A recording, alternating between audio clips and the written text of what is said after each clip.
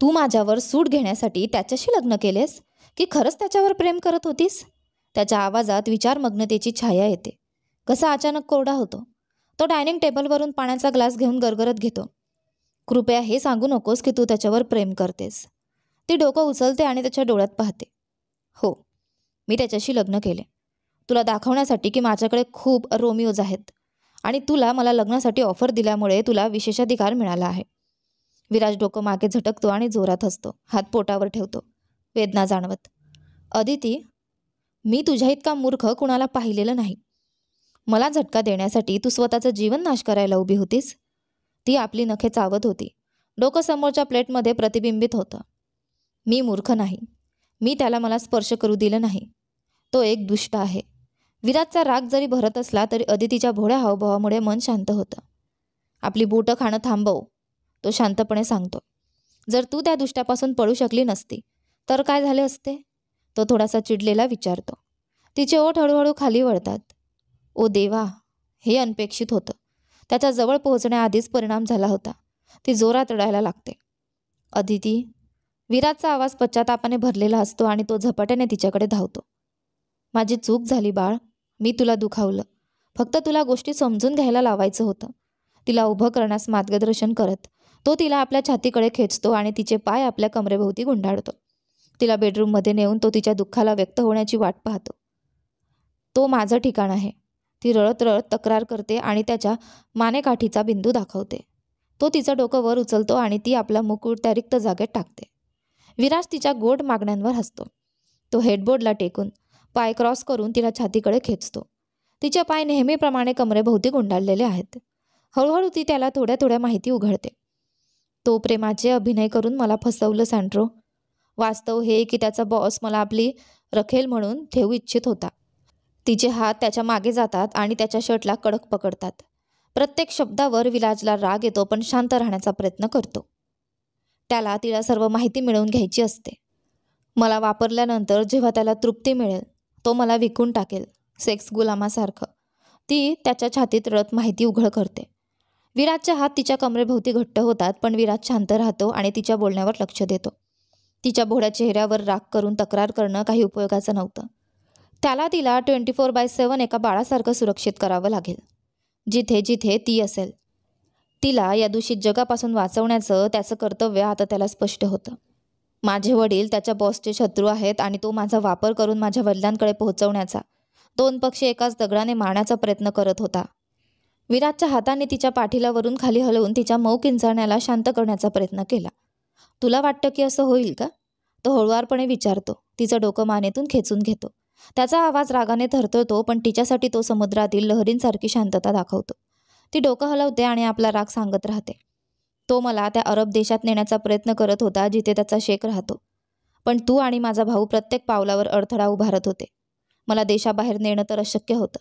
अगदी शॉपिंगसाठी घेऊन जाणंही कठीण झालं. विराजला हे ऐकून आयुष्याची मोठी जिंक मिळाल्यासारखी भावना झाली. तो जोरात हसतो आणि तिचं डोकं आपल्या छातीत लावतो.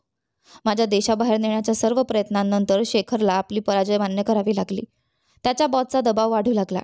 त्यानंतर तो आमच्या नात्यावर टीका करायला लागला. तो रात्री उशिरा मद्यपान करून घरी येई आणि कधीकधी स्त्री सोबत आणायचा. त्याचा राग असह्य झाला. हात घट्ट करून तो रक्त भरले जाण्यासारखा भासवतो.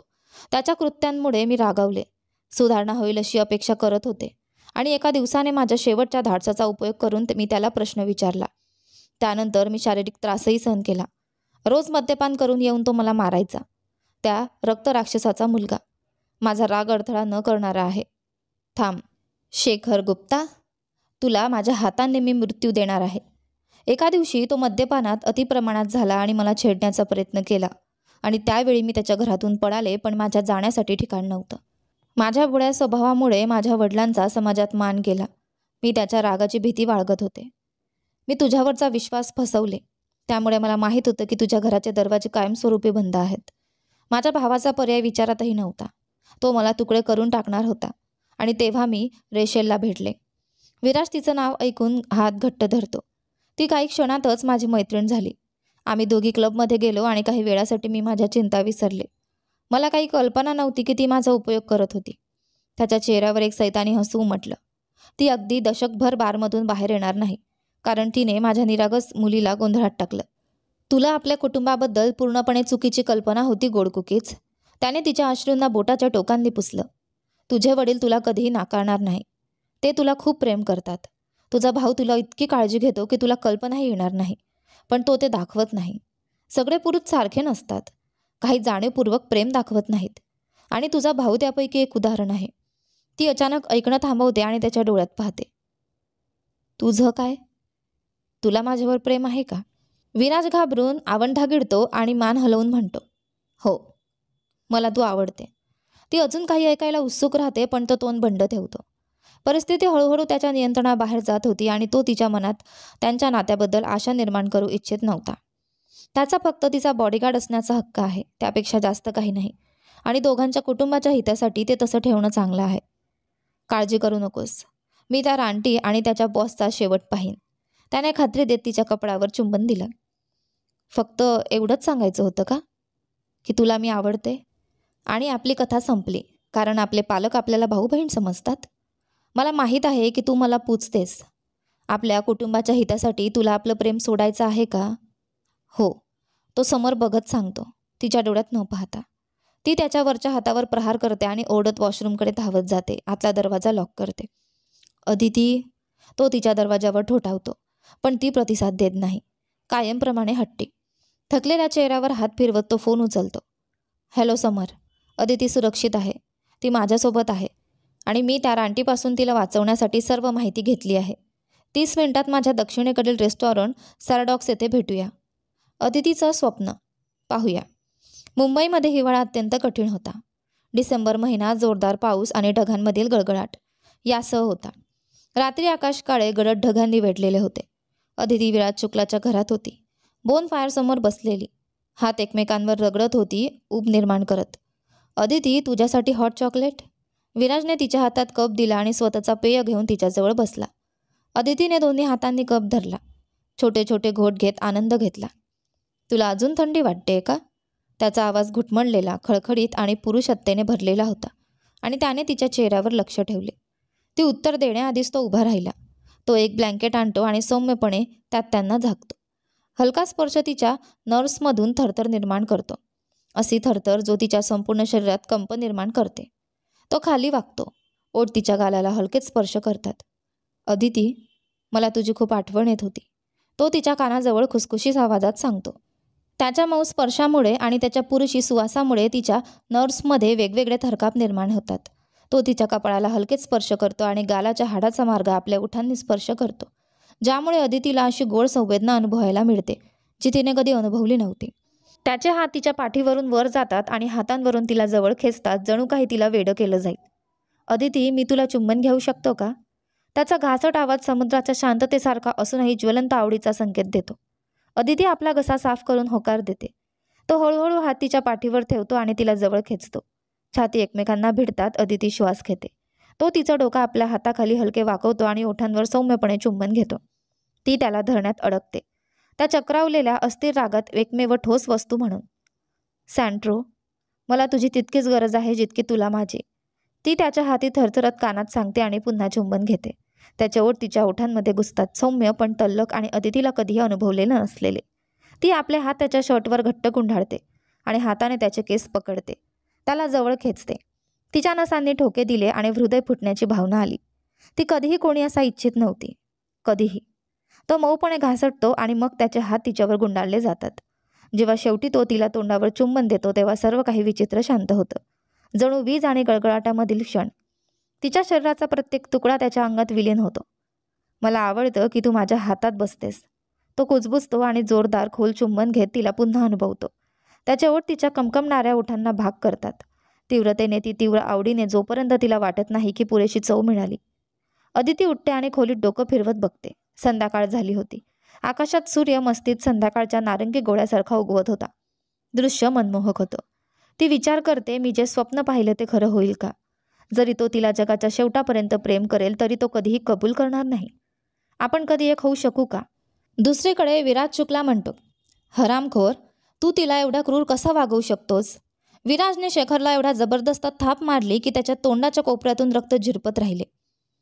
माझ्याकडे तिला हात लावण्याचा काहीच हक्क नव्हता. माझ्या बॉसला तिची गरज होती. आणि मला तिला दुबईला द्यायचे होते, जिथे माझा शेख राहतो. पण तू आणि तुझा भाऊ माझे काम अशक्य केलेस. समर, जो विराजच्या बाजूला उभा होता, त्याने त्याच्या चेहऱ्यावर जोरदार पंच मारला.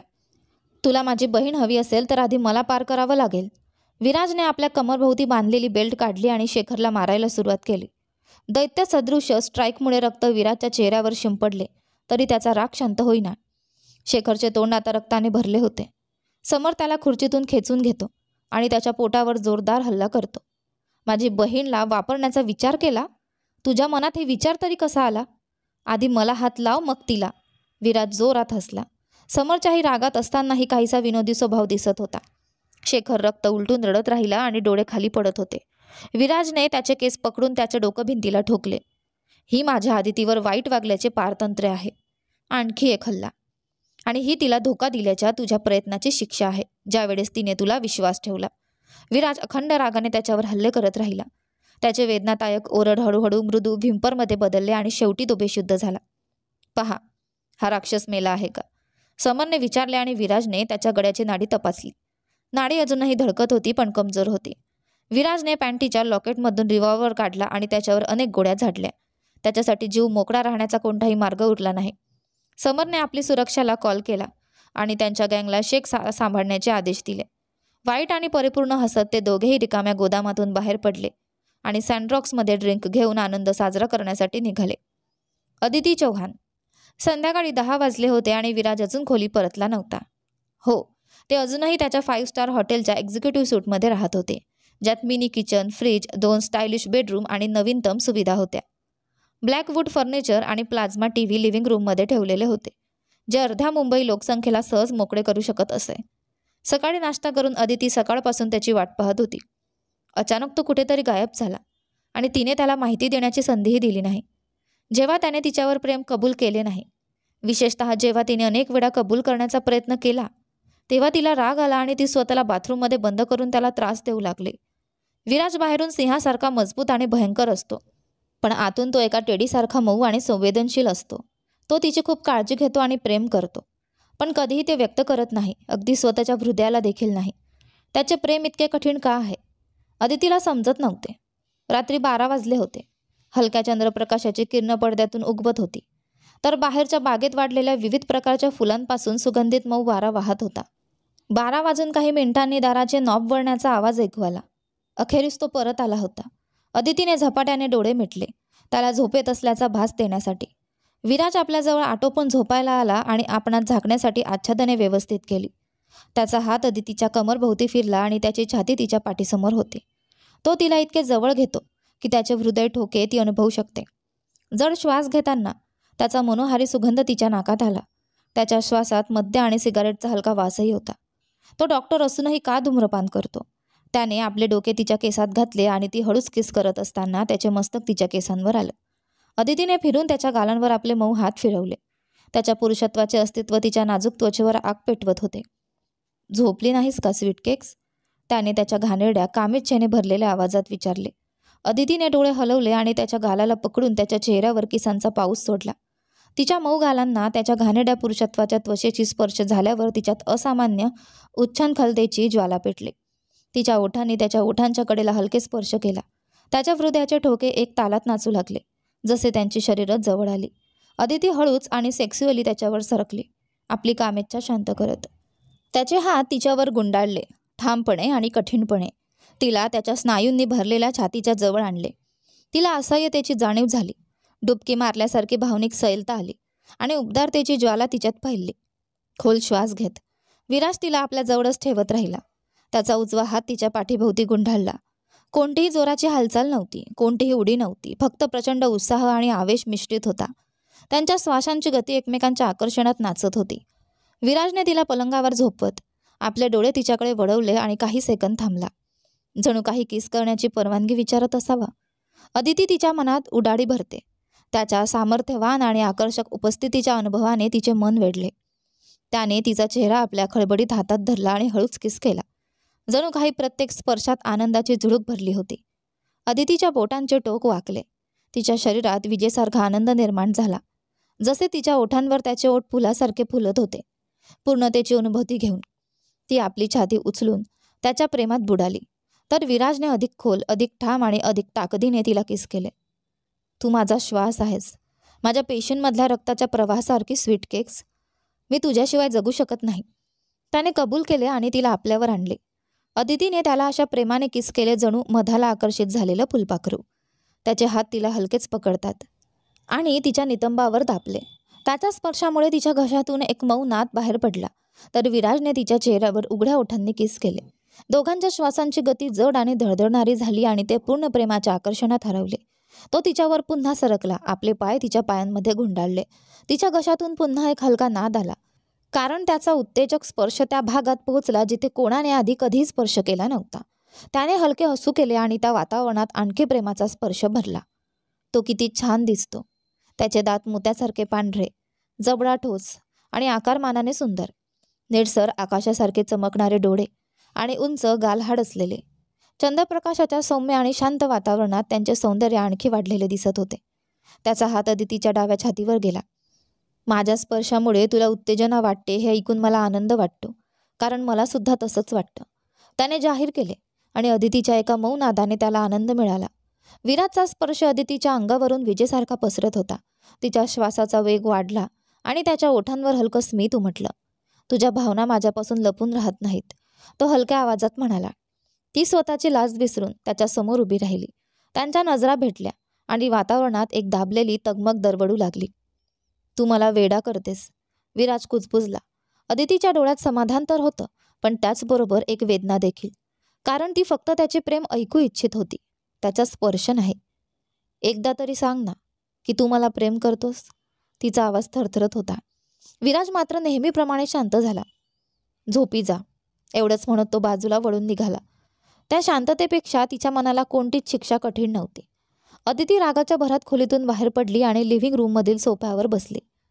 माझ्या भावना माझ्या कुटुंबाला का समजत नाहीत, ती स्वतःला विचार करत होती.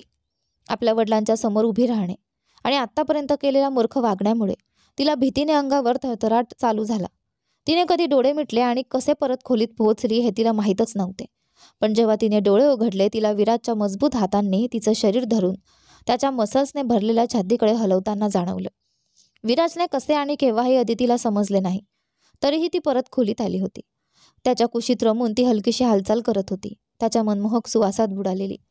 विराजने तिच्या डोक्यावर हलके चुंबन दिले आणि त्याच्या डोळ्यात एक अनकहा दिलासा उमटला. काही काळजी करू नको स्वीट केक, आज मी तुझी इच्छा पूर्ण करतो. तुझ्या कुटुंबातील कोणीही तुला रागावणार नाही, अगदी तू जे काही मूर्खपणाचं केलेस तरीही, त्याने प्रेमळपणे सांगितले. अदिती त्याच्या थट्टेने भरलेल्या शब्दांवर बोट उठवत रागावली, पण विराजला त्याची पर्वा नव्हती. पण या बदल्यात तुला वचन द्यावे लागेल की तू त्या पुरुषाशी लग्न करशील ज्याची निवड तुझे पालक करतील. अरे बापरे, अदिती बोलायच्या आधीच विराजने तिला शांत ठेवण्यासाठी बोट तिच्या ओठांवर ठेवले. तुझ्या भावना मला माहीत आहेत. तुला तुझ्या आवडीप्रमाणे लग्न करण्याचा अधिकार आहे. पण तुला वाटतं का की तुझ्या मूर्ख वागणुकीमुळे तुझ्याकडे अजूनही पर्याय उरला आहे? तुझे पालकच तुझ्यासाठी पहिले चांगले विचार करणारे आहेत. ते तुझ्यासाठी चुकीचा व्यक्ती निवडणार नाहीत. त्याने हळूच तिला डोके हलवत सांत्वन दिले. अदितीचे डोळे त्याच्या स्टायलिश केसांपासून त्याच्या मऊ गुलाबी ओठांकडे सरकले. विराज हसला आणि तिच्या ओठांवर हलकं चुंबन दिलं, समजून घेतल्याप्रमाणे. अदितीला वाटलं की तिचं मन त्याच्यासमोर एक खुलं पुस्तक आहे. तुझ्या पालकांच्या निर्णयावर विश्वास ठेव स्वीट केक्स. तुझ्या आईच्या पावलांचे अनुसरण कर आणि मी तुला आश्वत करतो, इतिहास तुझ्या जीवनात पुन्हा घडणार आहे. तू तुझ्या पतीसह आनंदी राहशील. तो तुझ्यासाठी तोच व्यक्ती असेल ज्याच्यासोबत तुला लग्न करायचं आहे. अदितीला विराजचे शब्द थोडे विचित्र वाटू लागले. काही भाग जिगजॉ पझलसारखा अजून उरलेला होता. तू माझी इच्छा पूर्ण करणारा सर्वशक्तिमान आहेस का? ती रागाने विचारते आणि बेडवरून पडून जाण्याचा प्रयत्न करते, पण त्याचे हात ठाम आणि मजबूत होते. खरंच, किती वेळा सांगायचं, जेव्हा मी बोलतो तुझ्या पाठिंब्याशिवाय वळून नको जाऊस, त्याने दात खात म्हटले. अदितीने आपला मुक्ता हात त्याच्या छातीवर ठेवला, त्याच्या वरचा भाग मागे हलला. नाही, की ती इतकी मजबूत होती की त्याला हलवू शकते, पण त्याने तिला भाग देण्याचा प्रयत्न केला. हो, मी तुझ्यासाठी सर्वशक्तिमान आहे, जो तुझ्या आयुष्यातल्या सर्व गोंधळापासून तुला वाचवणार आहे, आणि यावर तुझे प्रश्न विचारू नकोस. त्याने पोट दाखवले, ज्याला अदितीने चावून टाकायचं मन केलं. तिने त्याच्याकडे रागाने पाहिले. तू स्वतःला खूप मोठं समजतोस विराज शुक्ला. माझा रक्षक असल्याचा अभिनय थांबव. जर तू खरंच माझ्यावर प्रेम करत असशील तर तू माझ्या भावना आदराने घेऊन आपल्या लग्नासाठी सुरुवातीलाच काहीतरी केलं असतं. त्याने उत्तर द्यायच्या आधीच दरवाजावर ठोकठोक झाली. एका सलग अर्ध्या तासापर्यंत खरेदीच्या डब्यांचा प्रवाह खोलीत आला. हे सगळं खोलीत का चाललं आहे? अदितीने विराजवर रागावून विचारले. विराजने खोल श्वास घेतला आणि डोळे मिटून शांत होण्याचा प्रयत्न केला. मला तू परत त्या देवधर्मापर्यंतच्या मनाईच्या जागेत जाऊन आपलं सामान गोळा करताना आवडत नाही, विराज म्हणाला. म्हणूनच काल रात्री तू झोपल्यानंतर मी तुझ्यासाठी सर्व आवश्यक वस्तूंची ऑर्डर दिली. हे सगळे कार्टन्समध्ये कॉस्मेटिक्स, कपडे, बूट आणि दागिने आहेत, जे तुला नक्की आवडतील. त्याच्या ओठांवर अभिमानाची हलकी हसरी उमटली आणि त्याने कार्टन्सकडे बोट दाखवले. जर काहीतरी मी चुकून टाकलं असेल तर तपासून मला सांग. मी तुला अजून घेऊन देईन, त्याने प्रेमळपणे सांगितले. अदिती त्याच्या स्पर्शापासून पळून गेली आणि मागे सरकली. माझ्यावर आपले निर्णय लादणे थांबवा, तिने म्हणाली. विराजच्या डोळ्यात काही अपरिचित भावना चमकली, जिचा अर्थ तिला समजला नाही. तू कोण आहेस? माझे वडील, भाऊ की पती? स्वतःच्या मर्यादेत राहा विराज. तिचा राग नियंत्रणाबाहेर गेला. मी तुझ्या मनोरंजनासाठीची खेळणी नाही. तुझी घुसखोरी खूप दमट करणारी आहे. तिने रागाने एका कार्टनला पायाने ढकलले आणि टीव्हीचा रिमोट हातात घेतला. विराजने दात घट्ट करून धोकादायक पावलांनी तिकडे यायला सुरुवात केली. अरे हो, तिने भीतीने पाय मागे घेतले. तो रागात असताना खरंच राक्षसासारखा असतो. तिच्या चेहऱ्याच्या दोन्ही बाजूंनी हात ठेवून भिंतीकडे ढकलताना त्याने हळूहळू आपले डोके तिच्या ओठांशी समांतर केले. अदितीचे ओठ ठरले. तू वाईट वागतो आहेस, ती हळूच म्हणाली. मी अजून सुरुवात केली नाही, माझी छोटी बिल्ली, विराजने उत्तर दिले. अदितीने देवाकडे प्रार्थना करत धैर्य जमा केले आणि दोन्ही हात त्याच्या छातीकडे ठेवून ढकलले. काही क्षण तो तिथेच थांबला, तिच्या डोळ्यात थेट पाहत. शेवटी तो पाऊल मागे घेतो आणि तिच्या डोक्याजवळ ठेवलेला लॅम्पशेडकडे अदितीने नजर टाकली. तिच्या ओठांवर एक वाकडे हसरे उमटले. नाही अदिती, नाही. विराजने चेतावणीसारखे बोट हलवले, पण उशीर झाला होता. अदितीने पोर्सिलेनचे सजावटीचे वस्त्र जमिनीवर टाकले. तू माझ्यावर आपलं नियंत्रण दाखवायचं इच्छितोस, तर हे तुला मिळणार आहे. अगदी अर्ध्या तासापर्यंत ती त्या खोलीतील प्रत्येक वस्तू नष्ट करत होती, जी तिच्या लक्षात येत होती. अखेरीस सर्व वस्तू नष्ट झाल्यावर तिच्या चेहऱ्यावर समाधानाचे हसू उमटले आणि विराजने तिच्याकडे कटाक्षाने पाहिले, पण अदितीला त्याची काही पर्वा नव्हती. खोलीत निर्माण केलेल्या गोंधळानंतर ती हात धुवून विराजकडे म्हणाली. तुझ्या प्रत्येक खरेदी केलेल्या वस्तू आता तुटल्या आहेत. मला आशा आहे की तुला आनंद झाला असेल. तिच्या डोळ्यांनी बेडवर ठेवलेल्या कपड्यांकडे पाहिले. मिस्टिशियस हसू उमटले आणि विराज धावत आला आणि तिचे हात धरले. अदिती, पुरेसं होता आता. या कपड्यांमध्ये एकदा पाहिलंस तर मी तुला आधीच चेतावणी देतो, मला माझा राग दाखवावा लागेल. मी ते सारे कपडे अनाथ आश्रमाला दान करणार आहे, कृपया त्यांना नष्ट करू नकोस, त्याने सांगितले. अदितीने डोळ्यात घातल्याशिवाय त्याच्या पकडेतून हे काढले. जर तुला माझ्या भावनांची काळजी नाही तर तुला हे मिळणार आहे. तिने त्याच्या भोवतालच्या गोंधळाकडे बोट दाखवले. अदिती, त्याचा आवाज गंभीर आणि धमकीसारखा होता, पण ती मागे हटली नाही. ती धावत बाथरूममध्ये गेली आणि आपली खोली लॉक केली, त्याच्या रागापासून वाचण्यासाठी. विराज नेहमीप्रमाणे हसत स्वतःला नियंत्रित करत होता आणि हळूच म्हणाला, खूप हट्टी आणि अराजक, नेहमीप्रमाणे. अर्ध्या तासानंतर दुसऱ्या ठोकाठोकीचा आवाज आला. बरं अदिती, चल करार करूया. मी रागावणार नाही किंवा काही बोलणार नाही आणि तू अर्ध्या तासात तयार होऊन फ्लाईटसाठी तयार राहशील, विराजने सांगितले. कार आणि फ्लाईटमध्येही शांतता होती. विराज बोलण्याचा प्रयत्न करत होता, पण अदिती त्याला शक्य तितक्या पद्धतीने दुर्लक्ष करत होती. जसजसे ती तिच्या पालकांच्या घराजवळ पोहोचली तसतसे तिच्या हृदयाचा ठोका अधिक वेगाने धडकू लागला. अदिती, सर्व काही ठीक होईल, विराजने आश्वासन देण्याचा प्रयत्न केला आणि तिचा हात धरायचा प्रयत्न केला, पण अदितीने त्याचा हात टाळला आणि आपले भाव नियंत्रित केले. ती त्याला नाकारत नव्हती, पण तोच स्वतःला शिकायला पाहिजे असं ती ठरवत होती.